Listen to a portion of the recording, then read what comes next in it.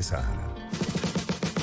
2000. Twitter y otras redes sociales para influir en la opinión pública, pero ya, año 2021, con muchísimas técnicas más, con el pago de publicidad a través de redes sociales, es inevitable que una tenga eso que se llama el sesgo de confirmación, es decir, empiezo a recibir esa vorágine de contenidos y mi postura quizás se vuelve más radical o empiezo a perder el criterio. Pasa en muchas oportunidades, en otras no, la gente puede tener un abanico más grande de opiniones. Pero ¿qué pasa cuando esa propaganda política entra en la arena de redes sociales de personajes que no están tan informados? Para hablar de ese tema, saludamos a María Corina Roldán, consultora en comunicación política y analista. Bienvenida, María Corina, ¿cómo está? Bienvenida, un gusto conversar contigo. Hola, un placer volver a conversar con ustedes. ¿Cómo están? Muy bien, María Corina, justamente tomando este planteamiento que hacía Adriana, ¿cuáles son los riesgos? Porque, por ejemplo, esto ha sido aplicado también como uno de los elementos que también están en juego en esa invasión de Rusia a Ucrania o incluso en elecciones como, por ejemplo, la de los Estados Unidos. Sí, mira, fíjate que eso es una de las grandes luchas una de las grandes luchas o una de las grandes espacios para aprovechar cuando estamos hablando de una campaña política o cuando estamos hablando de aspectos políticos en lo que se trata de las redes sociales. Efectivamente, en la actualidad es mucho más fácil estar desinformado a través de tanta información. Normalmente esto se le llama infoxicación. Es un exceso de información que no necesariamente siempre es verdad o que de alguna u otra forma no siempre permite que todo el mundo esté al 100% informado. Entonces, a raíz de eso, lo que ocasiona es que se dé un gran espacio para lo que, por ejemplo, vendrían siendo los fake news o ocurran circunstancias en las que haya una gran confusión, porque además encima las tecnologías están avanzando súper rápido, como es el caso actual de la inteligencia artificial. A través de la inteligencia artificial puedes hacer, por ejemplo, imágenes que son absolutamente real, hacer una difusión de fake news, en donde además la gente desinformada pues termina creyendo mucho más en ciertas situaciones que pueden generar caos.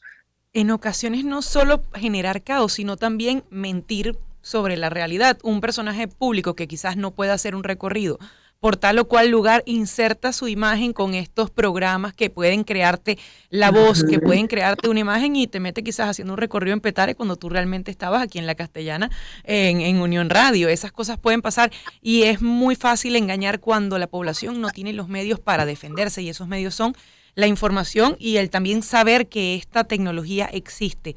¿Se puede legislar para controlar esto o cuál debería ser la posición de quizás un órgano rector en materia de campañas electorales, por ejemplo?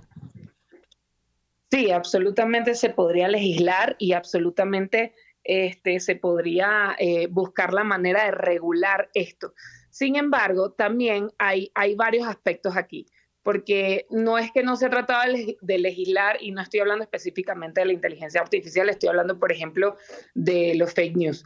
Hay varios países en los que la regulación de la información se ha tratado de hacer precisamente para evitar esto, porque también existe un factor que es demasiado importante.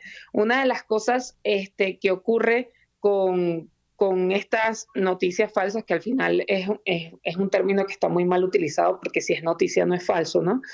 Bueno, desinformación. Sí, la desinformación al final es que hay muchas personas que cuando se encuentran en entornos que están absolutamente polarizados políticamente, terminan creyendo algo que a lo mejor no es verdad, que a lo mejor les estás dando toda la justificación de que ese hecho no es verdad, y lo terminan creyendo sencillamente porque están tan polarizados políticamente que quieren creer que eso es verdad. Entonces terminan haciendo o terminan formando parte un poco de ya otra área que vendría siendo el activismo político digital o el ciberactivismo. Hacen activismo a través de estos rumores o estas noticias o esta desinformación.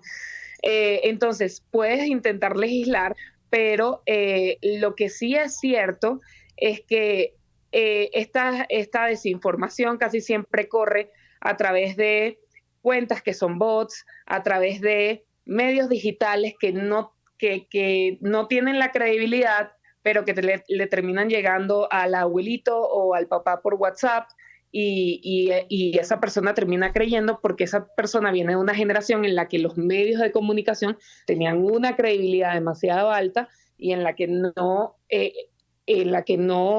era tan factible que un medio de comunicación tuviera una información que estuviese errada.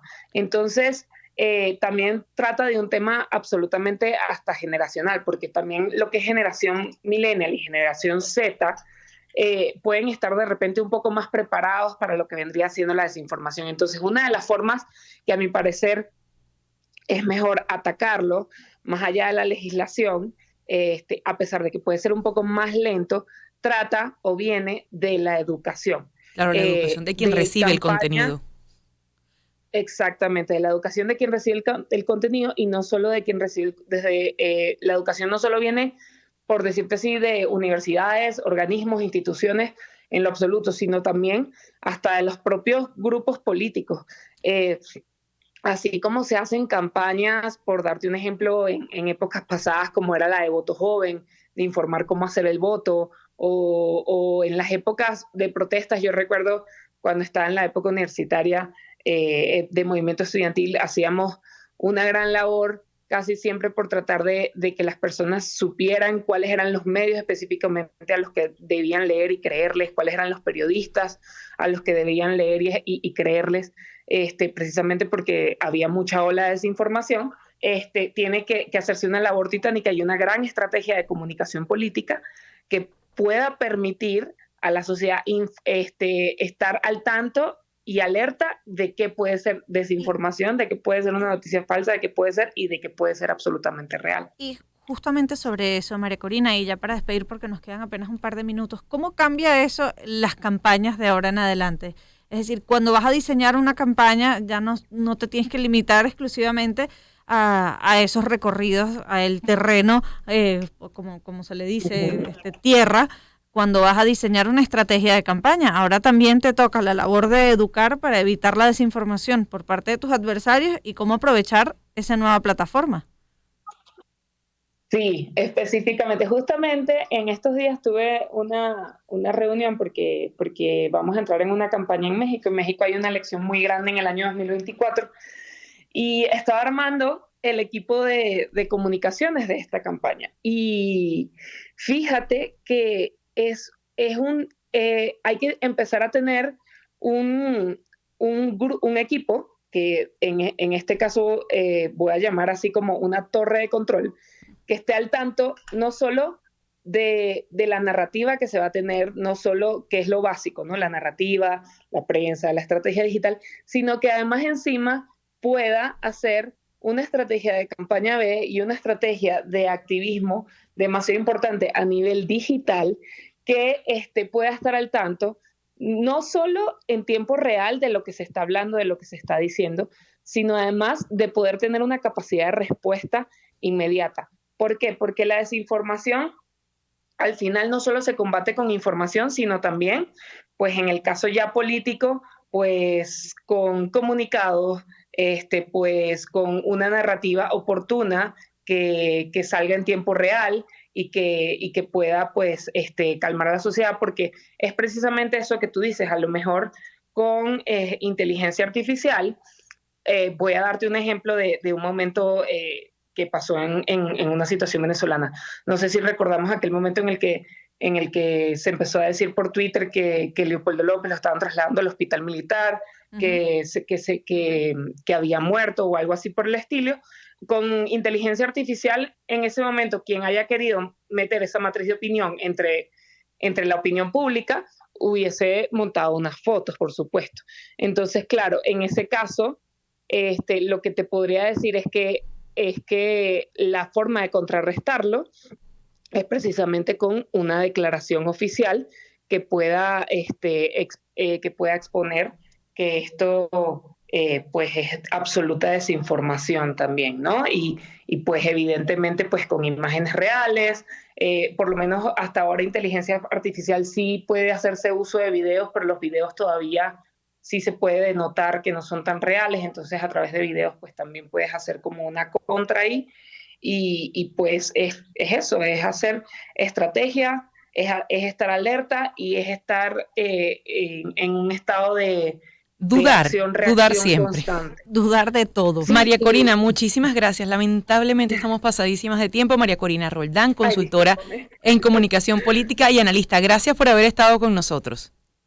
Más bien, muchísimas gracias a ustedes por invitarme. Para mí siempre es un placer conversar aquí con ustedes en este espacio. 9:37.